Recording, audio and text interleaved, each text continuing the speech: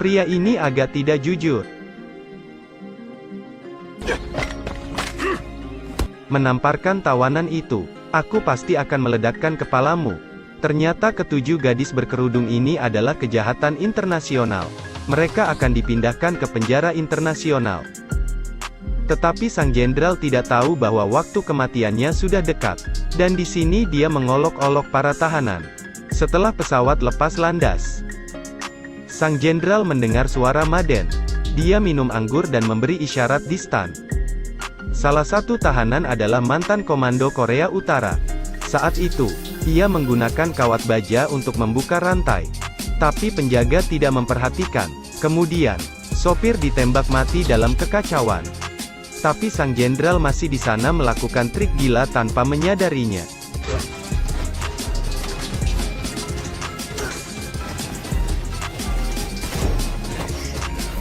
Dan para prajurit dengan cepat ditembak jatuh. Komando Korea Utara dengan cepat membebaskan tahanan wanita lainnya. Tunggu sampai jenderal mengetahui bahwa pengemudi sudah mati untuk melihat anomali. Dia dengan cepat menarik senjatanya untuk bersiap menyerang balik. Tapi sudah terlambat. Pistol komando Korea Utara segera diarahkan padanya. Ini mungkin akhir dari menghina gadis.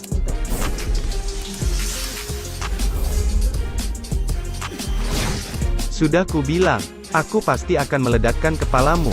Tapi pengemudinya sudah mati. Pesawat akan jatuh. Pada saat itu, seorang tahanan pirang mengajukan diri untuk mengambil alih. Ternyata dia pernah belajar menerbangkan pesawat. Jadi saya mencoba mengejar bebek di rak. Seperti yang diharapkan, kata-kata gadis itu luar biasa. Di bawah kemudi tahanan pirang, pesawat cepat gagal dan perlahan jatuh. Mereka akhirnya mendarat di pulau terpencil. Untungnya para tahanan baik-baik saja. Dan pasukan komando Korea Utara datang untuk memeriksa lokasi kecelakaan dan menemukan itu semua. Senjata di pesawat tidak ditemukan. Sepertinya ada orang lain di pulau terpencil ini. Tapi sekarang mereka tidak terlalu peduli. Mereka memutuskan terlebih dahulu untuk mencari tempat untuk beristirahat. Pada malam hari, para tahanan berkumpul untuk menghangatkan diri dan segera tertidur. Tapi di tempat yang gelap ini seseorang sedang mengawasi mereka. Pasukan khusus Korea Utara melihat sebuah anomali. Jadi mereka dengan cepat membangunkan tahanan lainnya. Bersiap untuk melarikan diri dari sini. Tetapi mereka tidak berlari terlalu jauh ketika mereka ditangkap oleh sekelompok orang. Kemudian mereka dikurung dalam sangkar lagi. Para tahanan yang baru saja tiba ketakutan. Tidak ada yang tahu bagaimana dia akan mengatasi ketakutan itu selanjutnya. Benar saja, menunggu tawanan bangun. Kedua orang barbar itu bergegas masuk lagi.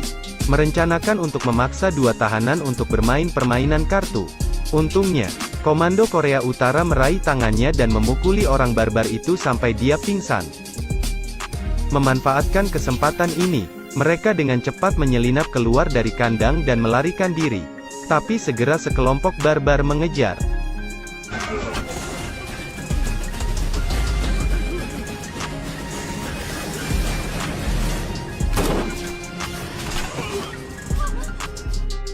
Ketujuh wanita ini sangat seksi, mulus, dan cantik. Mereka berasal dari negara yang berbeda. Dan mereka semua memiliki kemampuan yang unik. Baru kemarin, mereka harus melakukan pendaratan darurat di pulau terpencil. Karena kecelakaan pesawat, dan ditangkap oleh orang liar primitif dari pulau terpencil. Pemimpin meminta mereka, untuk bermain sepak bola dengan orang liar. Jika Anda menang, Anda dapat pergi dari sini. Jika Anda kalah, Anda tinggal dan berkembang biak untuk mereka. Gadis-gadis ini tidak punya pilihan. Mereka siap menerima permintaan pemimpin itu. Hari ini saya keluar dengan bikini putih. Melawan tubuh cembung bergaris-garis. Di kejauhan, wasit membunyikan peluit awal. Pertandingan dimulai dengan cepat. Karena kekuatan besar alam liar. Pada akhirnya gadis-gadis itu kalah. Ketinggalan 4 hingga 6 poin. Menurut kesepakatan, mereka harus tinggal di sini. 7 gadis itu tidak ingin tinggal. Mereka meminta kepada pemimpin untuk mengadakan pertandingan lagi. Dia mungkin belum melihatnya. Pemimpin setuju. Dia membuat aturan baru. Yang pertama mencetak 10 gol akan menang. Dan 7 wanita cantik langsung menjadi semangat.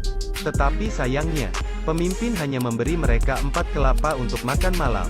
Yang jelas, ini merupakan trik pemimpin untuk menang. 7 wanita cantik makan dengan lahap. Sambil makan, orang Korea melihat pisau orang liar. Dengan cepat, dia menggunakan pasir untuk menyembunyikan pisau. Untuk berjaga-jaga dalam keadaan darurat. Setelah mereka selesai makan, orang liar membawa 7 wanita ke sungai untuk mandi. Mereka melihat keindahan keluar dari tubuh mereka. Mata penjaga liar dilindungi dalam cahaya keemasan. Dan membayangkan, bahwa seseorang akan melayani dirinya sendiri di masa depan. Setelah selesai mandi, gadis-gadis duduk di bebatuan. Mereka mendiskusikan perlombaan besok. Semua orang tahu, bahwa hampir tidak mungkin untuk memenangkan pertandingan besok. Tetapi, salah satu dari mereka, memiliki seorang gadis Jepang yang merupakan ahli ramuan. Komando Korea yang cerdik, segera datang dengan taktik, berdiskusi dengan gadis Jepang, untuk meracuni sumber air. Tunggu sampai orang liar itu lemah. Maka, mereka akan mengambil kesempatan untuk melarikan diri.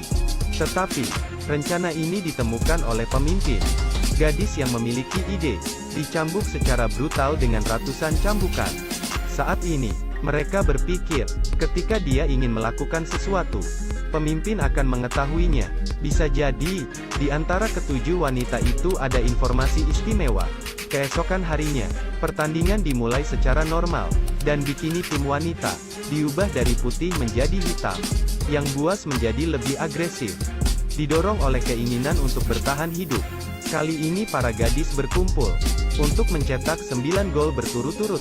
Dari awal melihat bahwa kemenangan sudah dekat, orang liar mendapatkan kembali kepercayaan diri. Setelah dorongan pemimpin, dan dengan cepat memimpin, tim wanita akhirnya menang. Para wanita tiba-tiba diserang. Mereka ditakdirkan untuk tinggal, dan menghabiskan sisa hidup mereka dengan alam.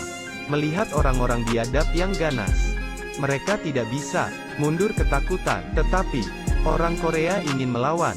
Dia mengambil pisau orang liar yang tersembunyi di pasir, dan menyandra temannya.